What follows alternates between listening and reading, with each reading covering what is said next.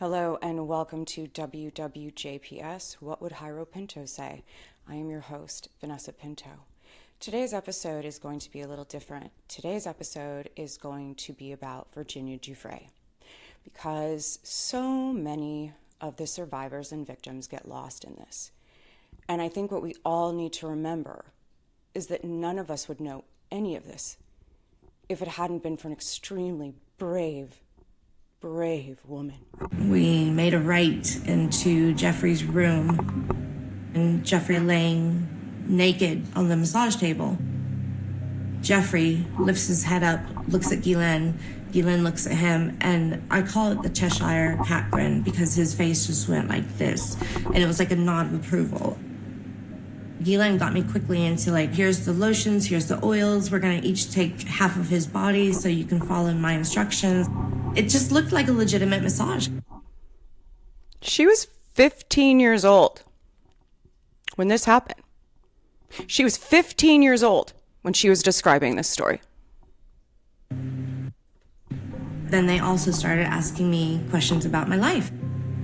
I really wanted this job, so I opened up to them. I said, look, this is an opportunity.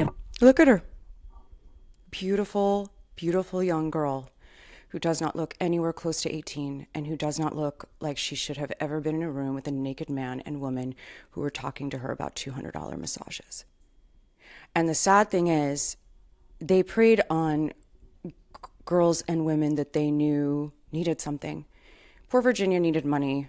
She already had faced her own exploitation prior to Jeffrey, and a lot of these women did. It's interesting because survivors are often victimized more than once. She was victimized by her father. She was then victimized by Epstein and all of his cohorts. So I'm going to do this one a little differently. We're going to hear this in the words of Virginia Giuffre. For me, I've been on the streets, I've been abused, and that's the worst thing that I could have done, because I just let them know that I'm vulnerable and She's blaming herself there because that's what victims tend to do, but none of this was her fault. None of this was any of their faults. Sexually trafficked by another pedophile even before I met Jeffrey Epstein and Ghislaine Maxwell. But these two doubled down on my suffering. In my years with them, they lent me out to scores of wealthy, powerful people. I was habitually used and humiliated, and in some instances, choked, beaten, and bloodied. I believed that I might die a sex slave. Then, just after my 19th birthday, I met someone who seemed to give a damn about me. I took a chance, and in 2002, I escaped. It's an awful lot more than that, but that's just the beginning. So in keeping, we're going to talk about how Virginia Giuffre changed the world. Most people don't even realize it. I want to talk about someone who gets lost in all of this. Not Jeffrey Epstein, not the billionaires, not princes, not universities, not powerful men. I want to talk about Virginia Giuffre. Because whatever people believe about Jeffrey Epstein, one thing is hard to deny. An ordinary young woman who had been abused and terrified. She fled for her life. And she had put all of this behind her. She was never going to speak about this till she had a daughter. And she realized as she looked at her kids, she would be doing the world a disservice. So this woman took a very happy family life and threw herself into the spotlight so that all of us could know what happened to these women.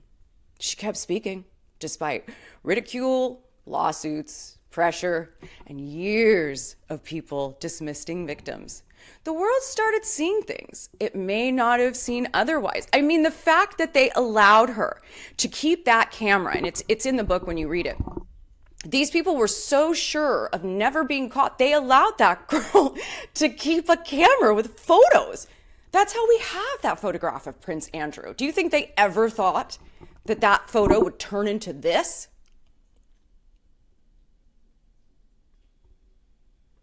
She wasn't perfect, but she was an American hero who, against all odds, brought campaign to bring down some of the most powerful people in the world.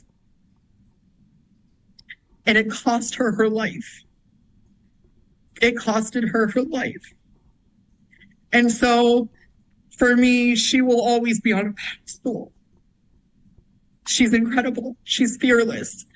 Against all odds, at the cost of her life, she dedicated her life to bringing down. What's interesting is that you hear this a lot about Virginia Giuffre, and if you actually read her book, this woman didn't think she had any power. She had some of the lowest self-esteem due to the trauma that had happened to her. She had several, psychological issues due to what took place. She had such a low opinion of herself. But she stood up. She still stood up, even being in the place that she was, knowing what it would do. She stood up. The most powerful people in the world, just for a little bit of justice. And she was a light for a lot of us. And do you think what has happened to Andrew Mountbatten Windsor, as he's now called, is justice? What he did to Virginia doesn't even equate justice. She got a prince arrested. I mean, let's think about that for a minute. I think they said it had been like almost 100 years that this had never happened, that a member of the royal family gets arrested. A haunted-looking former Prince Andrew released after nearly 12 hours in police custody. Driven away from a police station in eastern England after his unprecedented arrest in the early hours of his 66th birthday. The king's younger brother taken into... Happy birthday! So what's funny is, one, that they did it on his birthday. I just remember when I saw that, and the first thing I thought of was Virginia Giuffre, and I guarantee you, I wish she had lived to see that. I genuinely do. And no matter what you believe, I don't know if she committed suicide, but I do know she paid for this with her life. I do know that. Till Virginia, so many women hadn't told their story. So on top of alerting the world to all of this, she gave survivors a chance to actually speak out. The art that was created by the survivors, I believe it's Annie or Maria Fulmer, I forget which one is the artist. She also has done some incredible work through this. But she literally... As a survivor, Virginia's bravery changed my life. She paid the ultimate price. When she spoke her truth, she tore down the walls of shame that kept me silent for years. Her courage gave me permission to be visible. And I don't think people understand that. I don't want to say men, because that's being trivial. What I want to say is, and speaking as someone who has been sexually assaulted and had things happen, there's a piece of yourself that you give up when you never speak about it, when you never prosecute the person, when you make your decision, as most women do, to keep quiet and move on, because you know what will happen if you actually go down that road. And even knowing that she did it. And I think I healed a little when I heard her, because it's to hear someone else speak of that and to know what happened and to have people understand what sexual abuse does to a human being. I mean, it doesn't kill you, but it kind of does, and would we know as much about Epstein if Virginia never spoke up? I honestly don't know. I mean, it's been proven that journalists did not think deeper. No one did anything. Everyone was like, nah, whatever. He got these sweetheart deals. Everyone looked the other way. And if you've heard my other things, he was fucking running guns for the CIA, working for the Mossad. He had the Rothschilds on speed dial. He was a part of the Trilateral Commission. That's the story. Yeah, he was a pedophile and he was a disgusting person, but not only bringing that to light, she brought to light the fact that the elite have been toying with us forever. And that they thought it was funny. What would we have if we didn't have Virginia Giuffre? I first learned Virginia Giuffre's name about 11 years ago when I discovered that she too had been victimized by Ghislaine Maxwell and Jeffrey Epstein. In that moment, I felt it on two levels. An overwhelming grief, because I understood firsthand what she had endured. And at the same time, a quiet, life-changing realization that I was not alone. I want you to know you changed the world, sis. You really did. One part of that book I'll never forget. That's her brother. At one point, she had actually said to Epstein, like, I think I kind of want to be done with this. And then she noticed he had a picture of her brother. They knew where he went to school. She knew what that meant. She stayed. We're going to be standing on the Capitol steps along some of your favorite people. Your survivor sisters.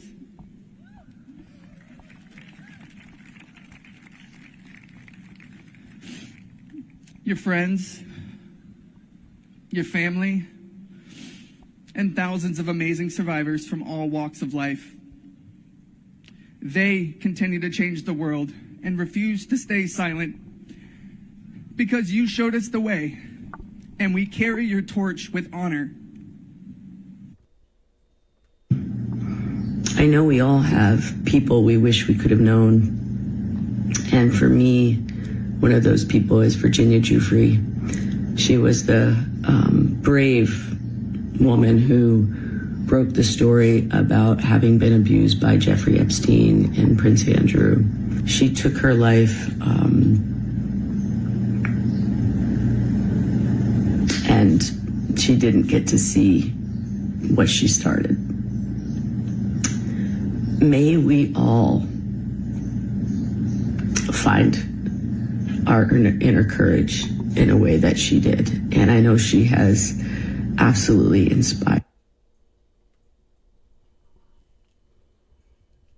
I know that we feel like these people win all the time. We just had an election bought by Israel, which is something we wouldn't have learned not been for Epstein.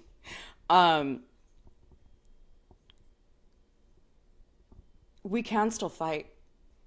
I think more than anything, what I want people to take from this is because Americans are so docile. Wake up, people, get up. This woman who was so broken and so defeated changed the world. She changed the world because she wouldn't shut up, because she refused to let these people get away with it. And as Americans, are we going to let them? Or are we just going to sit there and let this woman die for nothing? Let all of this come out for nothing? Growing. Now I began to worry that if I stayed with Epstein and Maxwell much longer, I'd soon be like Kellen, responsible for luring an unending parade of young girls into a situation that I knew would damage them forever. Kellen would later claim that she, too, was a victim of Epstein's. But at Ghislaine Maxwell's trial, Kellen was identified by victims as having booked them for massages with Epstein. And at Maxwell's sentencing in 2022, Judge Allison Nathan named Kellen as a knowing participant in the criminal conspiracy. If memorable. Just when I thought things couldn't get worse for me, they did. Epstein trafficked me to a man who raped me more savagely than anyone had before. We were on Epstein's island when I was ordered to take this man to a cabana. Immediately, it was clear that this man, whom I've taken pains to describe in legal filings only as a well-known prime minister, wasn't interested in caresses. He wanted... We all pretty much know it's Ehud Barak, former Israeli prime minister. Yeah. Violence. He repeatedly choked me until I lost consciousness and took pleasure in seeing me in fear for my life. Horrifically, the Prime Minister laughed when he hurt me and got more aroused when I begged him to stop. I emerged from the cabana bleeding from my mouth, vagina, and anus. For days, it hurt to breathe and to swallow. Afterward, I tearfully begged Epstein not to send me back to the Prime Minister. I got down on my knees and pleaded with him. I don't know if Epstein feared the man or if he owed him a favor, but he wouldn't make any promises. No, because the girls had no say. They didn't matter. You know, they were there to be used, right? You know, why on earth would they have a say? I think history should remember this. A young woman helped force conversations that powerful people appeared comfortable avoiding. Would powerful people have been questioned? Maybe. Maybe not. But I think history should remember this. A young woman helped force conversations that powerful people appeared comfortable avoiding. That really matters, folks. And while people argue online about hidden intelligence agencies, corruptions, billionaires, secret networks, and all the ugly things hidden inside systems of power, I keep coming back to something simpler. The remarkable story may not be the wealthy people. The remarkable story may not even be the corruption. But the remarkable story is that an ordinary person, she stood up anyway. Because courage, my friends, from ordinary people, it changes history more often than elites do. And I know many viewers feel angry, I do sometimes, about institutions, about inequality, about suffering. I'm angry a lot. And the feeling ordinary people never, ever had a chance. But Virginia's story, at least to me, says something different. Power is not always permanent. Silence is not always permanent. And sometimes one person refusing to disappear changes what the rest of us are willing to see. Before she died, she sent a message to her publisher and her attorney, and they did include that in the book. In sections, then returning to read them to her again. By the end of that visit, she'd approved all the book's contents, save for this note by me added after her passing. She was deeply grateful to the people from all corners of her life who had supported her efforts to tell her story. Then, on the night of January 9th, the morning of January 10th in Australia, Virginia called me in a state of extreme distress. She said that the previous evening, she and Robbie had had an argument and that he had assaulted her. We talked for a long time. She sent me photographs of her face, which appeared discolored and swollen. I made sure she was in a safe place and offered to reach out to her mother and her older brother, both of whom I contacted. Virginia reported the incident to police in Western Australia, but they did not charge Robbie with any crime. Robbie made allegations of his own, which resulted in a restraining order against Virginia that prohibited contact with her children. This profoundly hurt Virginia. She couldn't stand being out of touch with her kids. The alleged January incident was not without precedent. At one point, Virginia had told me about a time in 2015 in Colorado when Robbie was arrested after assaulting her. I tracked down a sheriff's deputy who'd worked the case. He spoke to me at length about the incident, and Robbie, too, said as much when Virginia was injured in a car accident. Virginia and I spoke for the last time on March 31st, 2025. She'd been in the hospital, she said, but had left because she didn't agree with her doctors. I begged her to go back to the hospital, and she said she would. But first, she wanted to talk about her kids, desperate to know how they were. Before we hung up, she said, "If it's in God's hands, I'm not scared. If it's my time to go, it's my time to go. But I want the book published." I begged her one more time to let her doctors do their jobs. "I want you around for the rest of my life," I said. She told me she loved me. I told her I loved her too. The next day, on April 1st, Virginia sent me and Deanie von Muffling, her longtime publicist, an email stating clearly her desire to publish the book. It read, in part, "I am reaching out to discuss an important matter regarding my book, Nobody's Girl. It is my heartfelt wish that this work be published, regardless of my circumstances at the time. The content of this book is..." And mind you, that woman had been hit by a bus. She'd been in the hospital with tremendous bruises. She'd had to have another surgery. She was not in a good place. But she made sure. She made sure it came out, you know, and whatever history ultimately decides about all of this, I think she deserves to be remembered for that, not as a footnote, not as collateral damage, but as someone who forced questions into the open. And maybe that's why powerful systems fear ordinary people speaking. Because once enough people stop staying quiet, things change. Virginia Giuffre's story reminds me that courage doesn't always come from people with money. Sometimes it comes from someone who should have been ignored and refused to disappear. I'm a witness and a law student, not a journalist. Everything here is my opinion and reflection. If you've made it this far, drop a black heart. And we're going to end this with a beautiful piece of art that was done to commemorate Miss Giuffre. Rest in power, Miss Giuffre.